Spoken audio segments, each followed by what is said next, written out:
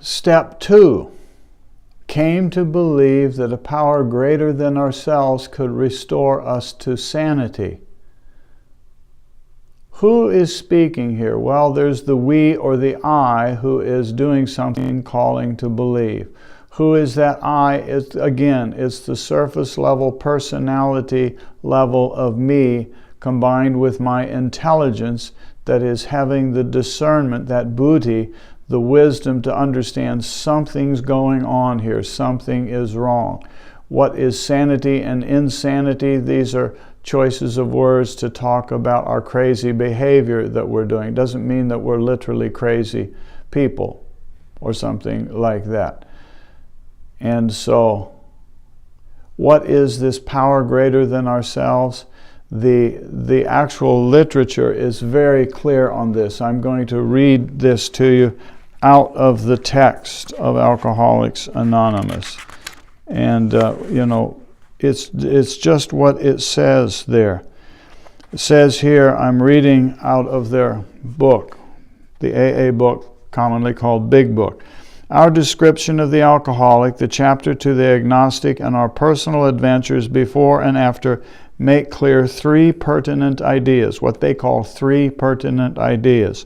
A, that we were alcoholic and could not manage our own lives. B, that probably no human power could have relieved our alcoholism. C, that God could and would if he were sought. It's a pretty clear statement of what is really meant by this principle of a power greater than ourselves.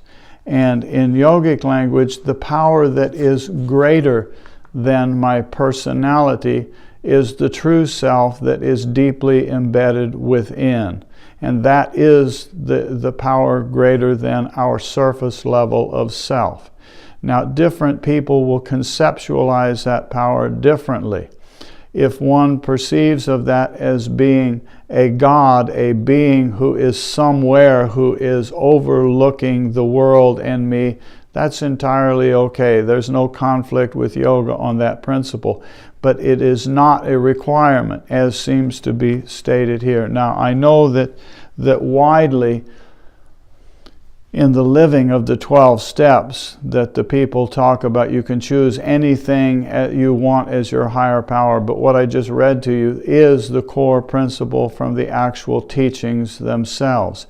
And this is a point of difficulty for many, many people. In the principle of yoga philosophy, the core of our being is filled with wisdom and intelligence and power. So it's not an idea that's saying greater than me is my own ego, but beyond me as an ego is what is sometimes called true self, capital S self, often written as, or again, Atman or Purusha, different words, Shiva, Shakti, that get used for this. But the idea is that the power that is greater than me as a surface level personality actually is my true nature.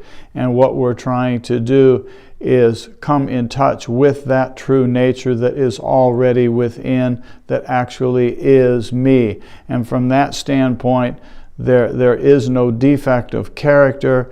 There's pure joy. There's wisdom. In the serenity prayer, God grant me serenity to accept the things I cannot change, courage to change the things I can, and the wisdom to know the difference. That is an appeal to the being called God. That's one orientation, entirely valid.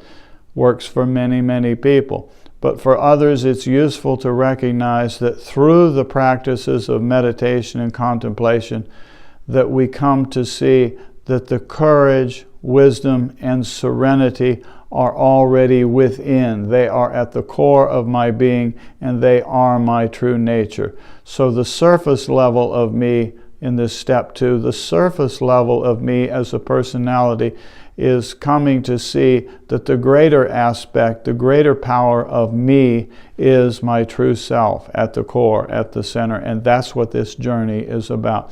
Again, I'm commenting on this just because this is a perspective that many people that I have met who are in 12-step programs enjoy knowing about and pursuing that what they're looking for is already within. Okay? To be continued. Bye-bye.